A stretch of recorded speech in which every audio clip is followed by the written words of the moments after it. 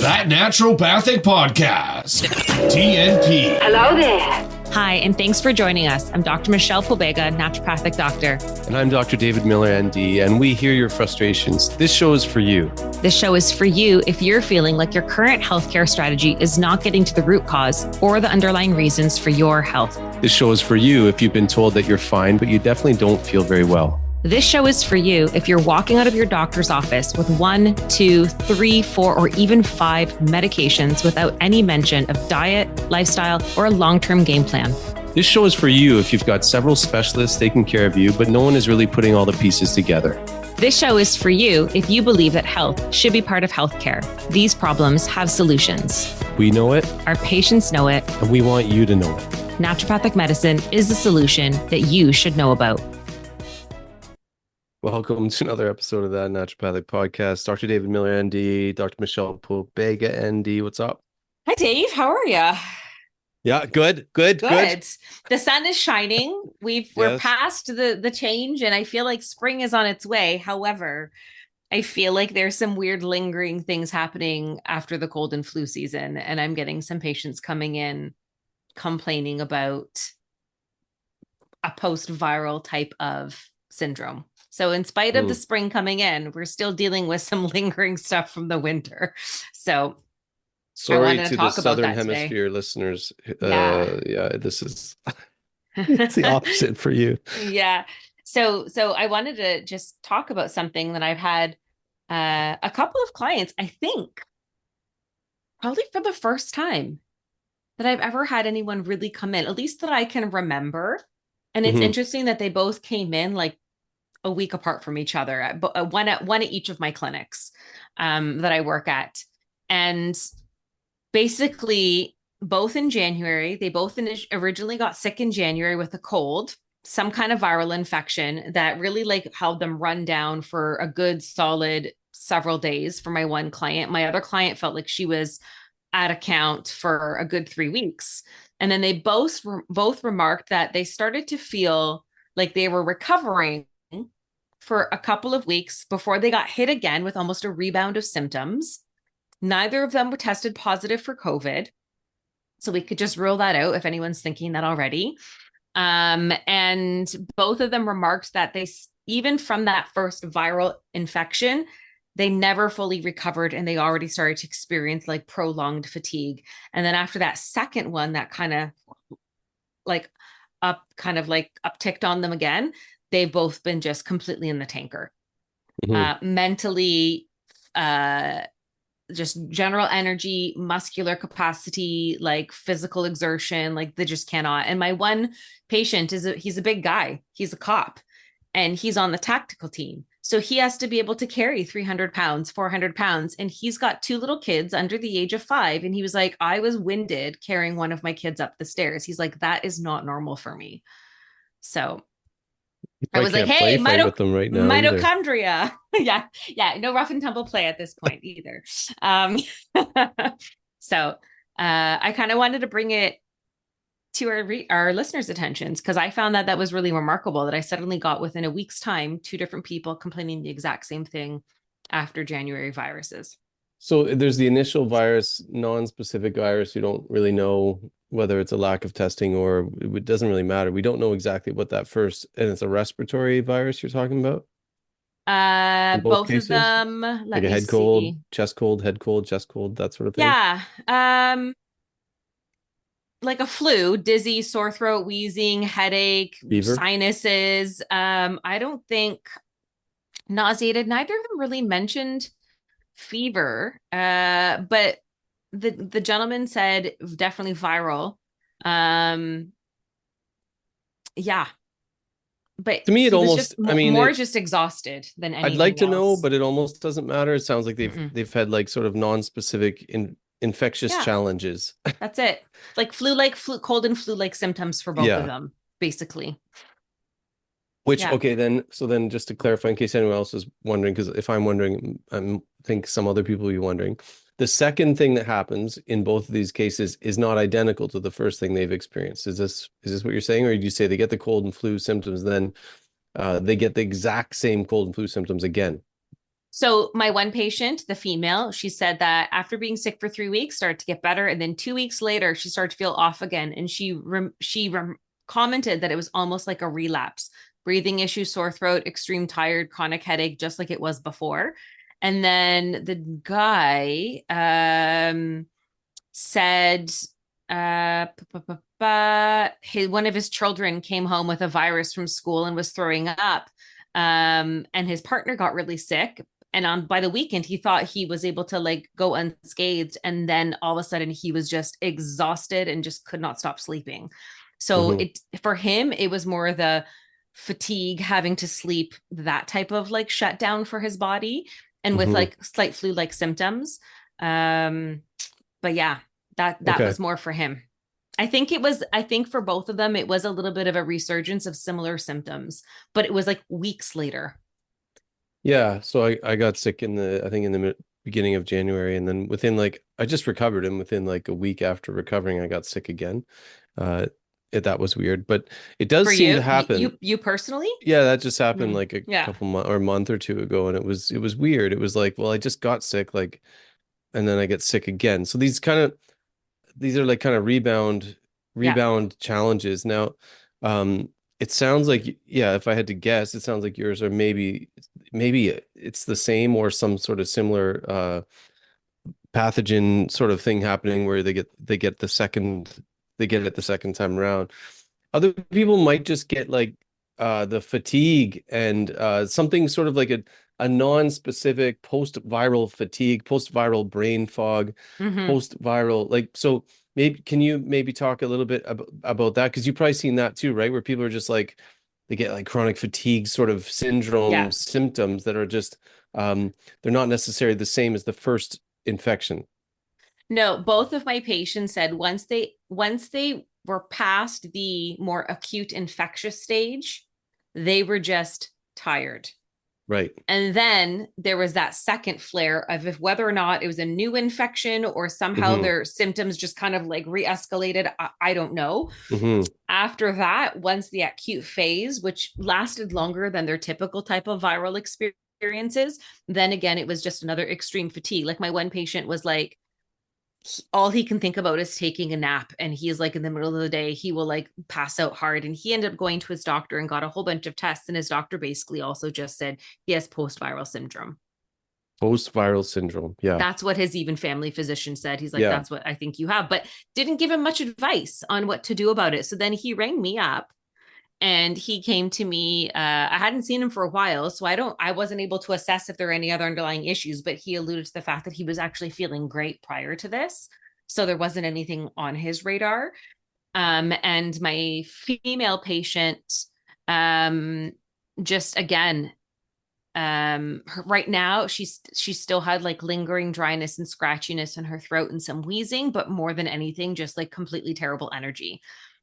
In the December prior, based on our previous appointments with her, we started supporting her thyroid function a little bit more. And she said December, she actually started to feel better. And then somehow this virus happened in January and she was not feeling good.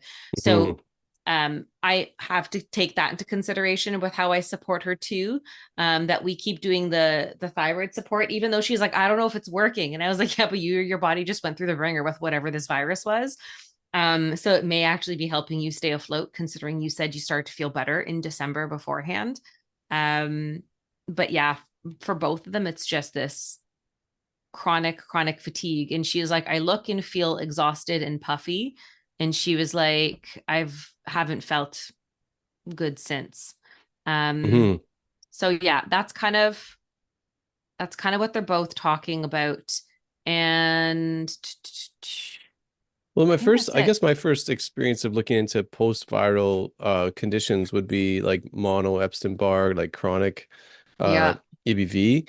And then I think this stuff is it's like a little bit more close to the mind now, just because of a lot of people having, a lot more experience maybe with pandemic related post-COVID type of conditions. And this, I mean, we should be clear here. We're not talking about long COVID here. We're just talking about that long COVID probably fits into a larger category of post-viral, post-infectious challenges. some of which it sounds like are reactivations. Like that's kind of what happens with like EBV, right? There's kind of like a Yeah. reactivation. So it sounds like that one patient of yours, maybe like a kind of reactivation, maybe things kind of go, they kind of cloak themselves for a little bit while your immune Possibly. system gets the upper hand. And remember, it's a game of cat and mouse, immune system and immune challenges. But then I was actually just looking at a paper while we're chatting here, Michelle, and it's talking about persistent fatigue. This is from the Annals of Medicine from 2022, talking about persistent fatigue as a common symptom of long COVID with multifactorial causes. And interestingly enough, it sounds a lot of like modern day naturopathic stuff. Like it says, Funny how we often get it right I a little bit. know, it's funny. So they talk about some abnormalities in the CNS, like brain hypometabolism. Like that guy he's probably just, part of what he's dealing with is that the metabolism of the brain is part of it, and he can't actually make the energy to a very energy demanding system. The central nervous system gobbles up a lot of our energy, right? Yeah. So Yeah. and so they said about hypometabolism in the CNS, also muscle mitochondrial dysfunction Yeah. as one of the physical dimensions of the condition as it presents in a person. And then another article suggesting within this article suggesting dysfunctional brain glymphatic drainage, Mhm. leading to cerebrospinal fluid congestion. So this is not stuff you hear every day with your MD, No. right? No. And toxin accumulation they even talk about in his too. Like talking about toxins, the glymphatic system and mitochondrial dysfunction and multifactorial causes, including metabolism, you could be forgiven for thinking you were talking to a sort of intelligent naturopath in Wow. this article. Yeah, I mean, something else that happened with the guy. He started having GI symptoms after, so a burning sensation. So his doctors obviously put him on a pantoprazole, but it didn't really help much. So Mhm. I took that into consideration while we were doing our initial assessment, and then I Mhm. gave him like GI Soothe and stuff just to see if we can quell some inflammation. But because I had to with him, I gave him I wanted to be careful about how much I was giving him. He was already taking a bunch of stuff. He was already taking like vitamin D and vitamin C and zinc and whatever. So we kept those in the mix because zinc and vitamin C will further support as cofactors all the other things you have to do to support mitochondrial health. Because when he started talking about that post exertion fatigue, like even just taking a walk with his dog, he's gassed. So I was like, okay, let's work on your mitochondria. But for him, because of the two kids, I also added in adrenal support. I gave him a mitochondrial formula, an adrenal formula, B complex, because you need those to further support those nutrients. And we need just a nice blend of different types of antioxidants. So that's why I was like, keep the vitamin C, keep the zinc, keep the D, and we'll see how he does. And he touched base with me 2 weeks after because I wanted him to, and he commented that he was already noticing a difference in his energy. He's like, it's moving at a glacial pace. He's like, it's not Mhm. progressing the way I'd hoped. And I had Mhm. to re-explain to him that sometimes post-viral issues might take a few months to fully recover from. And he was like, I know. He's like, but this is frustrating. But in 2 weeks, by taking this more robust protocol with the GI Soothe, he was saying his dog walks are no longer as exhausting as they used to. He doesn't Awesome. feel he's still tired during the day, and he would happily take a nap, but he doesn't feel like he absolutely has to. Like in the past, it was like a non-negotiable. He needed a nap, and Mhm. he doesn't need to take those midday naps anymore. So he was like, he's happy about that.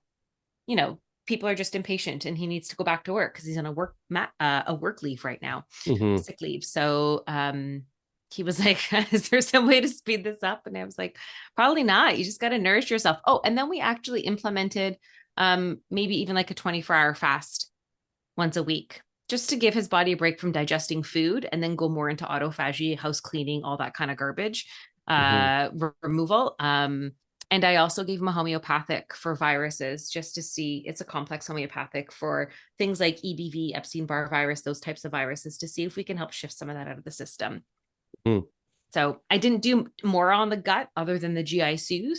And at our follow-up appointment 2 weeks later, he didn't report anything about his digestion being Yeah, cool. bad anymore. So Well, it's something you just breezed over, and it's something I use like on a weekly basis, is that little nugget of wisdom from Jenny Tofenkian regarding exertional fatigue, Yeah. disproportionate exertional fatigue being a really good indicator of having some mitochondrial dysfunction. Yeah. And that's something that is worth repeating every time it comes up. Yeah. Naturally, I like to bring it up because that's a really, that and that sensitivity to fragrances, chemicals, and things like that. When someone's 2 for 2 on those, we Yeah. know it's highly likely that you have some mitochondrial dysfunction. Yeah.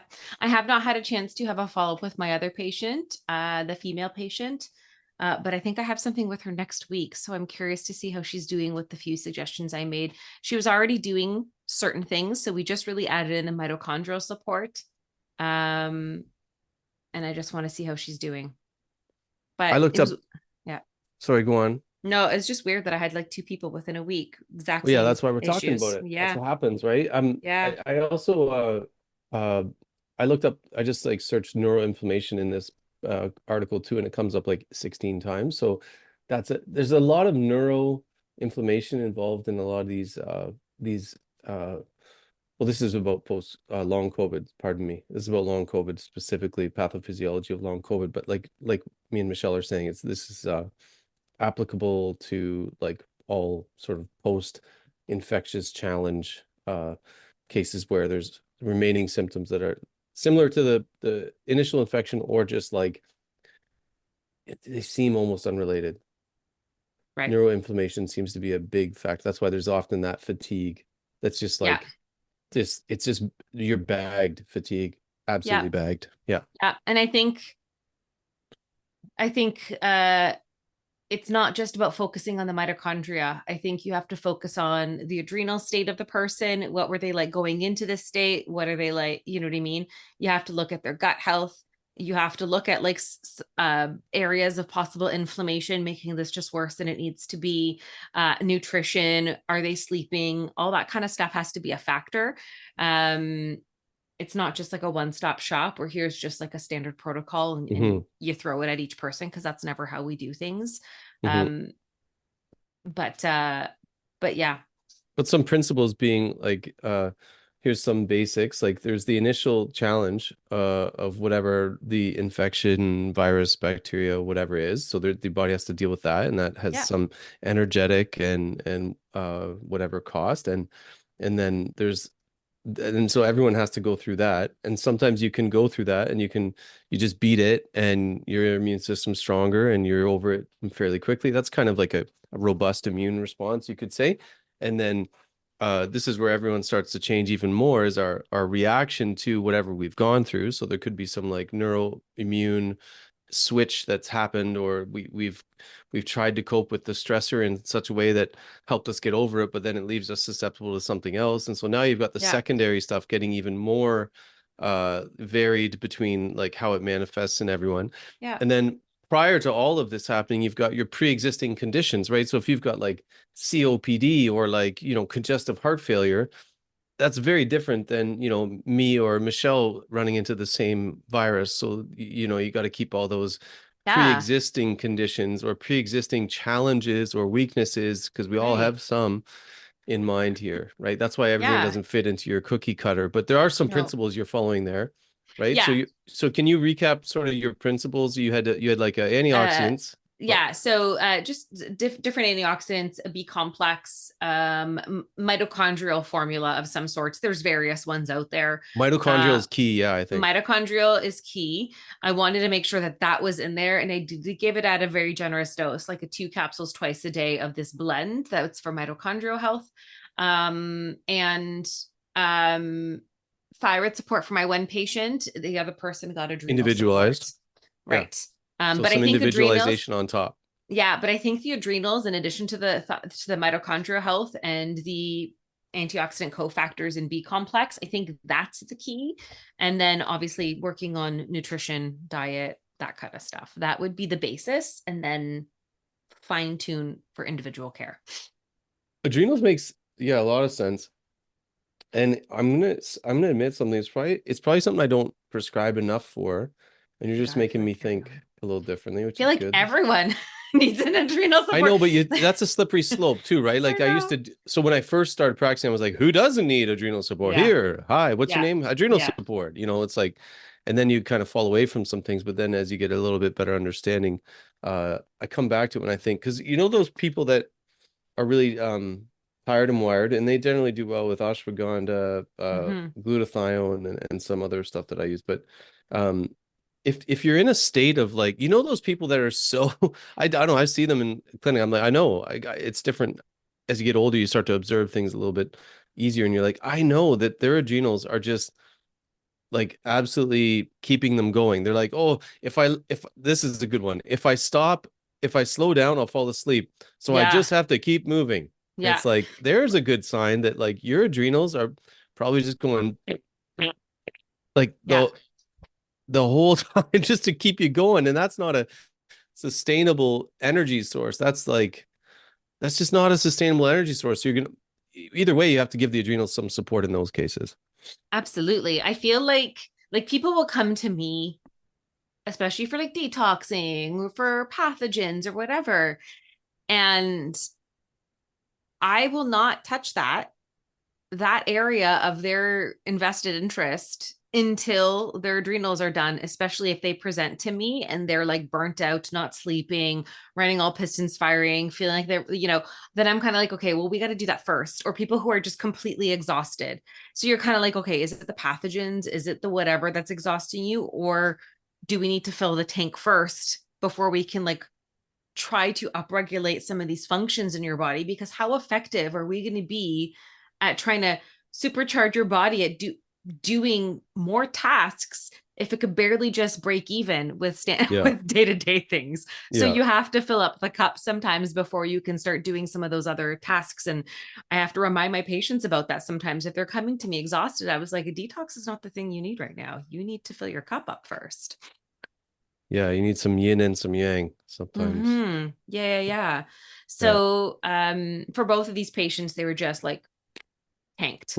So I'm hoping that when I touch base with my patient next week, she is noticing some differences. Otherwise, I'm probably gonna have to kick it up a notch a little bit with maybe my recommendations for her. But I'm happy that my male patient after 2 weeks was already noticing a bit of a shift. So but yeah, cool. These are cases when there's the extreme sort of neuronal fatigue or neuroinflammation. I would now be thinking, with what I know now, I would be thinking about optimal glutathione plus by Seeking Health. I just buy their stuff. I don't make any whatever. It's just, I'm only saying that specifically because I don't know another product that does what it does. It's very dynamic product. Have you used it? No, I think you gave me a sample of it, didn't you? Oh, okay. When we were at the Burrell courses. That's right. I don't notice. I didn't notice necessarily a palpable difference for how I felt when I took it. So it might not be the right remedy for me at this stage. But also when I was looking into things about post-viral and fatigue, exertion, all that stuff, glutathione was one of those things that was mentioned. But it's so funny. I came across a video several weeks ago talking about glutathione from Dr. Anderson, Dr. A, but he was like, you can't just He's the king. Give glutathione to people who don't have their other antioxidants and cofactors in check. Otherwise, you're just going to be like burning fuel and not replenishing. And there needs to be that recycling that happens of glutathione. So I think he was talking about vitamin C specifically, but there was a few other things too. So to just give someone glutathione might not actually be beneficial to them if they don't have some of those other moving parts in place. Yeah, that's why I think that's why Ben Lynch puts all the glutathione recycling cofactors in the glutathione pill that he makes too. He's pretty thoughtful with his design. Yeah, I like him. Yeah, he's pretty cool. Those couple of superstars, those two. Yeah, they're pretty great. Good resources to have. Thankfully, we have people like them who are deep into the research and really, advocating for good products, good therapies, good clinician type of work. So yeah. And they're like biochemically really, really like, I don't know as much about Dr. Lynch. What I know about him is his biochemistry is tight. and you need a bit of that. And so that's what we lean on, guys and people like that who have that. But Dr. Anderson, I mean, he's tight on everything. He's hilarious. He's great with people. He's just too smart. He doesn't even know how smart he is, probably. He's so great. And he also looks a little bit like Peter Griffith from Family Guy, and I kind of love it. He's like the grandpa of the naturopaths. He's the best. So, okay. Always good to give a shout out to Dr. A. Yeah, he's the check best. out Dr. Paul Anderson anytime. He's got tons of YouTube stuff it's like he's really easy to listen to, and he's so smart. It's really palatable and is able to sort of if you're just like a smart person or even a practitioner, he's got the delivery for you. So love Dr. A.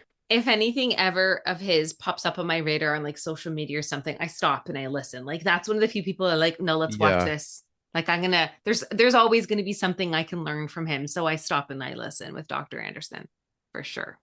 Yeah, that and capybara videos I stop for. So that's that's the truth. Okay, so post viral when you get kicked when you're down, the post viral sort of challenges. Michelle brought this up from some success and experience this past little while. So thanks for doing that. And it may be applicable to unnamed viruses as well. But always see someone who knows how to treat the whole person. Ideally, a good naturopathic doctor or functional medicine doctor. They're pretty good too. Yeah, they're good too. Okay, cool. Thanks, everyone. All right.